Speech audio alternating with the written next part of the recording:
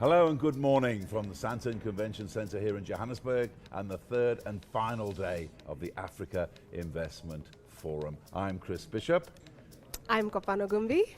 And welcome to our third day of live coverage here. We've been bringing you for the last 2 days all the news, all the views, all the inside stories here about what is proving to be a very vibrant and vital investment conference, and today is going to be no different. Throughout the day we'll be giving you all the comment and analysis that you can possibly want, so sit back and enjoy the day. But Kopano, you were out yesterday speaking to a very key person from East Africa. Absolutely. We were talking to the East African community and the DBSA, who have just signed an MOU to help them implement and plan all of their infrastructure projects across the East African region, which is 6 countries and 170 million possible people. So it's a huge market, and they're quite excited about what they have in the pipeline. This is what they had to say.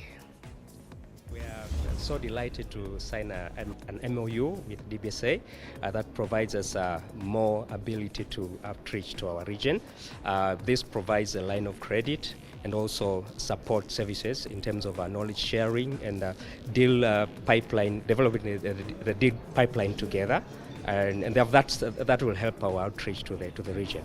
One of the key priority sectors that we are dealing with at EADB is infrastructure and regional integration, and therefore this line of credit will help us a lot in terms of our outreach in those areas. The assumption when you talk about investing in Africa is that it's a whole bunch of things, including they don't understand the credit.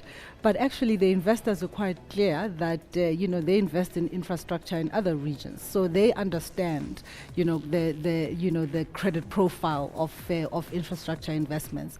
What they don't understand is some of the regulatory and policy frameworks in the different countries, and I think they see the potential for partnership not only with the African Development Bank but with other MDBs as really being the key differentiator, not only for them to understand these risks, but also for us to be able to assist them to mitigate these risks. What we generally hear is we need an alternative.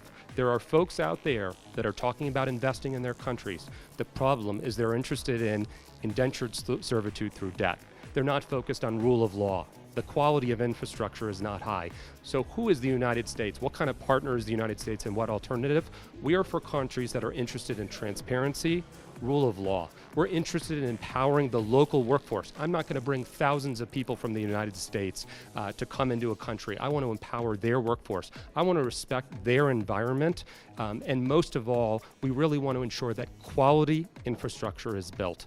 This stuff is not free when it comes from alternatives, and you get what you pay for. What you'll get from us and our allies is a high-quality infrastructure spend that will last. You are the manufacturers, the producers, the processors, the exporters. You guys cover the financing of these trade deals. So ultimately, if this historic deal is to work and is to be successful, it needs great input from you. As part of this process, and it's an important dimension that also came up yesterday, how we can also use the CFTA as a framework, an incentive, and a guideline in a sense to help integrate the informal sector, which today is already responsible for a significant part of intra-African trade, how we can get that informal sector gradually more integrated. And so on that side, it's not so much to have a dichotomy, private, formal sector, informal sector, but more how can we create a context,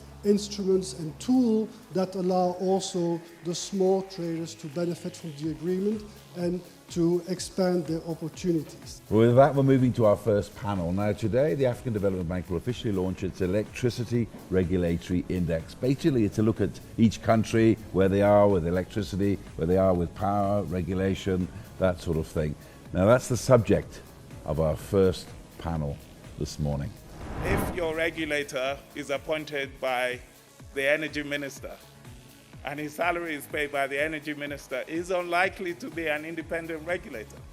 So you have to put a framework in place, that governance framework that allows the regulator to be independent. You know, if you don't have a grid code, if you don't have renewable energy policy guidelines. It's going to be difficult for investors to come in because they don't know if they build that off-grid facility, they don't know what's going to happen when the grid gets to their facility. So these are practical issues that we need to build awareness around. So I'll very briefly go through the aims of the study. The aims were twofold. One was to review achievements and or failures for the past 30 years of reforms. You may recall that the main objective of the reforms at the time that started, the deep one started in the 90s, was to open up capital for investment flows. So we want to know what has happened since. And there was a midterm review at the time, 2008, but there's still more changes that came up and more, you'll see more lessons that we had learned from that. Now, the innovative feature of the ERI, which we added last year, was looking at outcomes. Because after having discussions, stakeholder consultations, we actually were given the feedback from our fellow regulators, stating that what is also more important, aside from governance and substance, is to take it one step further and actually look at the impact and outcome. Because the idea is that the effective regulation is supposed to have a benefit to the sector overall. That is really the whole idea, and that's the whole push with power sector reforms of establishing independent regulation, is so that you can have some kind of predictability and stability to attract the investment and improve sector performance. Add one more chapter, which is the regulation of the power pools. If you want to make progress with on-grid electricity, you will not do it at a country level. Too small, most of the countries too small. You will add 30, 40, 50 megawatt. We need in the continent 150, 200 and 250,000 megawatts. And you only get that in power pools. Yeah, I just want to make a comment about what the report shows in relation to what we were talking about earlier. You know, first of all, I said the poorest countries in Africa are usually paying the highest tariffs. So when you look at that, you know, you're going to see countries like Liberia. I think Liberia is probably paying the highest tariff in West Africa. Well, do we have the slide again? What's the tariff for Liberia? It's extremely high. 38 cents per kilowatt hour. In Dubai, they were paying 1.75. So these people have money, and they're paying in Liberia, it's 38 cents. I mean, this is criminal. You have to do something about this. And then the other thing I was going to talk about, in terms of the Ghana situation, like you were saying, they're paying high capacity charge for energy that is not being dispatched because they have surplus. Now, Ghana is also generating fairly expensive electricity, and that's why they can't sell a lot of it to their neighbors. So again, it's not about, we're trying to build regional interconnections and we're trying to create a power pool, but if countries go and procure emergency power that is very expensive and they get themselves locked into these contracts over a long period of time, they're shooting themselves in the foot, because they're going to be generating power that their neighbors don't want to buy because it's too expensive. So that's a lesson here for, you know, any policymakers or officials.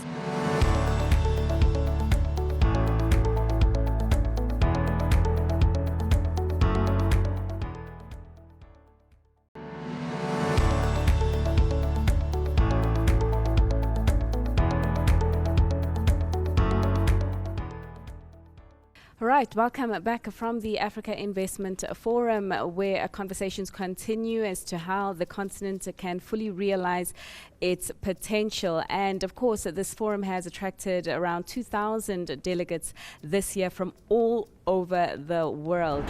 What has been the uptake and the attitude from some of the investors here on the continent, perhaps in the mining space, to more impact and sustainable investment projects?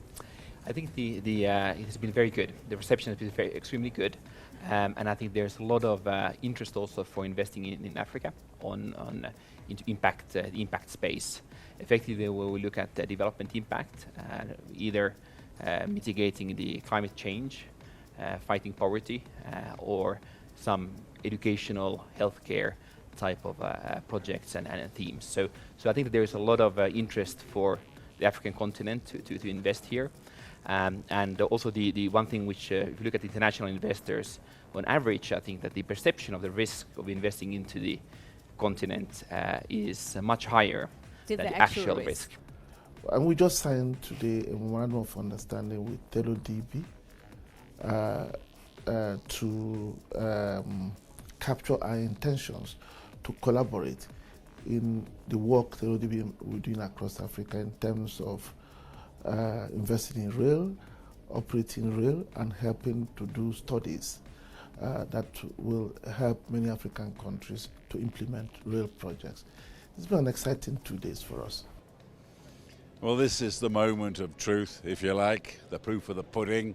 3 days of talking, negotiations, deals in boardrooms, and this, in the next few minutes or so, hopefully, we're going to find out exactly how much money people are prepared to put down to invest in this conference. As you can see, we're in the main plenary hall here at Sandton Convention Centre. Behind me is the big screen. There's quite a big crowd here. There's still quite a throng here at this African Investment Forum, now in its second edition. And everybody's gathered here, and up on the screen we're going to be shortly shown exactly how much money people are going to invest in infrastructure, in roads, in railways, and factories, and ports and airports across Africa. The infrastructure, the huge gap, try to fill the huge gap that exists in this country. Well, the name of the game here at the Africa Investment Forum is very simple. It's deals, deals, and deals that advance Africa's infrastructure needs and tilt capital flows into the continent. The African Investment Forum is positioned as a critical platform that will transform Africa's investment landscape. With the clear objectives of advancing projects to bankable stages, raising capital, accelerating financial closure of deals, the work of the Africa Investment Forum goes beyond these 3 market days that you have just experienced.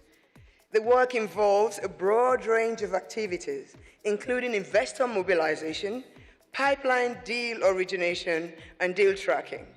Through all of this, we have enjoyed the unalloyed support of all our partners who we've all interacted with throughout these 3 days. We appreciate their support and look forward to better synergies next year. The outcomes for the 2019 Investment Forum has been outstanding.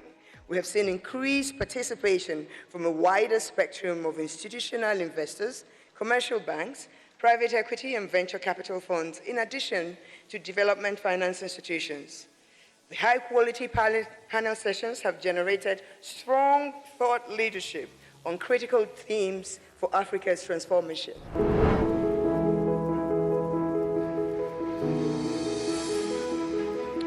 Well, ladies and gentlemen, as the saying goes, the taste of the pudding is always in the eating. So at this point, we're going to invite to the platform 7 project sponsors who received positive responses during their boardroom sessions.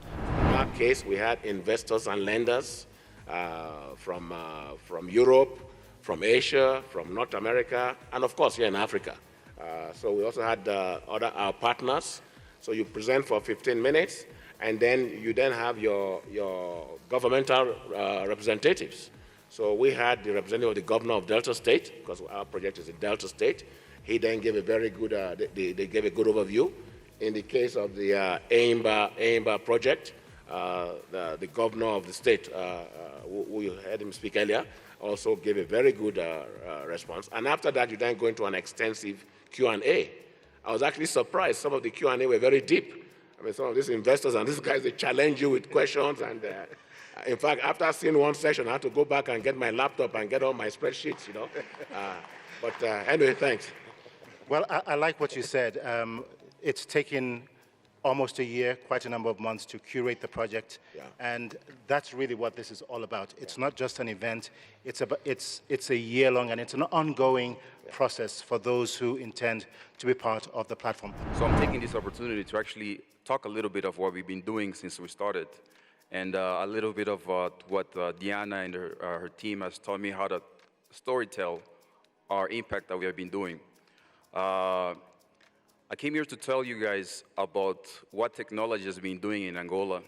Despite the economic crisis, that we've been able to empower about 500 people, empowered 10,000 merchants, all through technology. Imagine if 8,000 monthly active users are generating $5 million in a country that has 30 million people. This is what technology has enabled. So coming here to showcase this, that this is the time for, like Masai said, the time for Africa, it's literally now. So it's been a tremendous opportunity for us to speak to investors, to showcase what we want to do, and actually how we can make a difference. So it's all positive for me. You came and you were persuaded. You came and you voted for investments in Africa. You voted for a continent that's brimming with investment opportunities. You voted for bankable projects, and there were several of them. We had 56 deals worth $67.6 billion that went into the boardroom sessions, a 44% increase from last year. The boardrooms were packed. They were busy. They were energized. They were engaging. And in our culture at the African Investment Forum, they were fully transactional. Now, in between, we managed to achieve a few milestones, major milestones.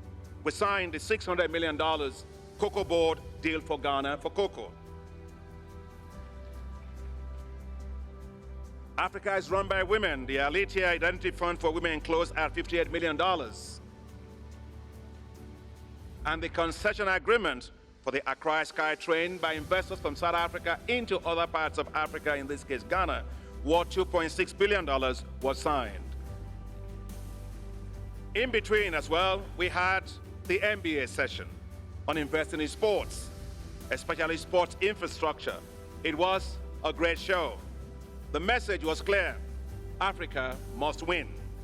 And I can assure you that Africa is winning. In the last 3 days was the activeness of Africa, the adaptability of Africa, and the aggressiveness of Africa. And to me, those are the triple A's, because it did something to me that I've never felt before, which I think the President tried to encapsulate, which is, for the first time, I was in a forum where the message to the world was, come and get us. We are going ahead with our lives. We at TDB certainly share the same expressions that have been made by everybody about how wonderful the AIF2 has gone on the back of a very successful AIF1 last year. For me, really, one of the highlights at this AIF was to be in a boardroom and witness a client of ours who we were one of the very first to support almost 2 years ago, commanding an amazing group of financiers and investors in a room, getting critical mass towards closure. Not yet at closure, but making very, very good momentum towards that. A mega project, multi-billion-dollar project in the spirit of the ACFTA, because it has strong regional implications. It was a highlight for me, and that really was testimony of how this forum is really enabling these kinds of transformational projects to get off the ground. In the spirit of the Continental Free Trade Agreement that, of course, came into force in 2019, we unexpectedly did some trade deals here. Not investment deals, trade deals. I guess in year 4, we then need to talk about the brick and mortar, the implementation of those projects.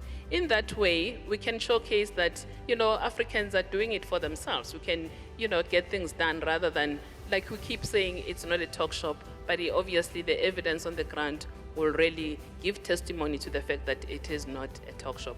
So I'm also proud to say that one of the projects, and I was talking to Mr. Ikomi earlier on for Protein, to say How many CPs are remaining out of the financial close for the project prep? There's only 2 CPs that he needs to deal with, one of which relates to regulatory, obviously, compliance. So I would urge government of Nigeria or the state in which the project is being implemented to unlock that bottleneck. This is why we have them as policymakers in this forum, to unlock that so that that project can be showcased next year.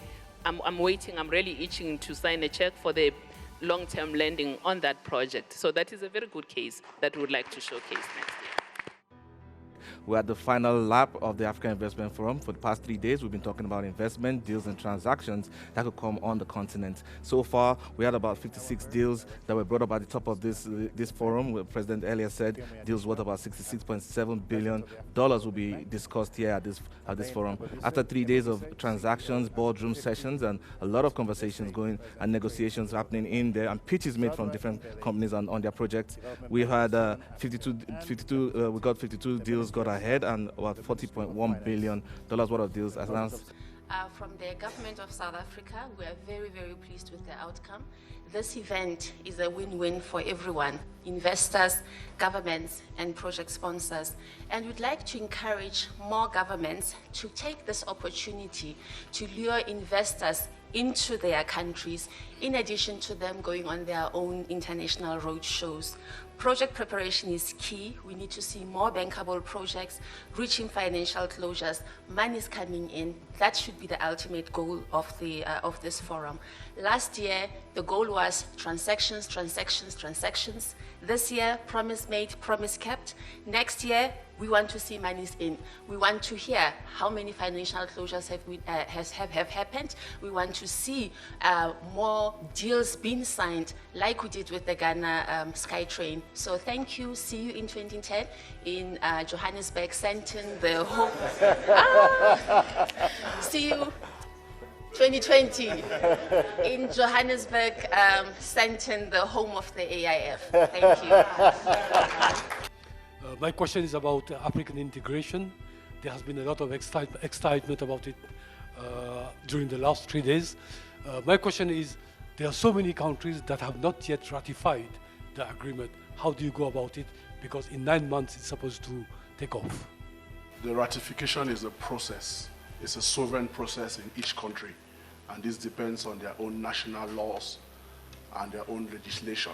Some of it has to go through Senate before being ratified, or some of it has to go through Parliament before being ratified. However, we are pleased to say that as of today, 54 countries have signed up, except for Eritrea, which is working on it. I know that there's an AU team that has gone to Eritrea and are working with Eritrea to sign. As for the ratifications, 28 countries on the continent have ratified, and it's become law in those countries. I think just one thing to note is with treaties, international treaties of this nature, you don't have to have universal ratification to have the treaty come into force. So in April, we achieved a very special milestone where the critical threshold was achieved with 22 countries who had actually ratified. So that actually brought it into force. Find that intra-Africa, Africa-to-Africa investment, total, is about $102 billion. Out of that, 40% of that is actually from South Africa into other countries. The other countries are Egypt, Nigeria, Morocco, and Kenya. And so the reason why this will increase is because of the continental free trade area. So you're going to see a lot more outbound Africa-to-Africa investments. Your wrap of the markets today. Of course, we are still continuing our rolling coverage of the Africa Investment Forum that has come to an end. We will bring you the numbers and exactly how well the organizers did in achieving their targets. A lot of deals that were discussed here, a lot of transactions put on the table. We'll get into the detail in just a moment. 3 tremendous days. First, amazing attendance, over 2,200 participants. Very active boardrooms. That is how we discuss specific transactions. We had 56 boardrooms that were discussing specific transactions, and 52 of those we had specific investor interest being expressed for a total of up to $40 billion in interest expressed in transactions that clearly will still need to take some work to come to fruition. But so in addition to our boardrooms, we've had extremely lots of very positive bilaterals. It's become a real marketplace at multiple levels, as well as presence of heads of states and who are clearly committing their country to an open, private sector-friendly environment. My colleague Kopano Kumbi is standing by here at the Africa Investment Forum with other delegates that have been in attendance for the past 3 days. Kopano, it's over to you. Thank you, Fifi. Yeah, the conference is officially winding down. People have relaxed, glasses of wine are starting to flow. And with me here, I have Mr. Kola Karim, the CEO of Shoreline International, who's going to tell us a bit about why he was here and what he got from this conference. Kola, thank you so much for joining us. Thank you. You are no stranger to the international scene. Is the conference, an investment conference like this, worth it? It is. You know, being for Africa, in Africa, it creates a platform of serious engagement for everyone involved, from government delegates to businesses and entrepreneurship to financing and multilaterals. It's creating that marketplace that is efficient in its engagement in processing and putting forward the various projects that's deficient on the continent of Africa. As we do hold this wonderful glass of wine, I mean, it represents increased potential for the continent to grow and certainly occupy a greater part of the value chain, not only to just produce the grapes and all the various commodities that do come out, the soft commodities, but also to beneficiate and add value here on the continent using technology, of course, because ultimately what is needed, jobs, jobs, jobs, jobs for young people, jobs for women, jobs for everyone, essentially. Fifi, I think our time has come. Yeah, it has come, and I think that there's no better way to end the show than to cheers to, great coverage, hopefully you think, from CNBC Africa and the team, and thank you so much to you guys as viewers for tuning in. It's bye from me. And it's bye from me.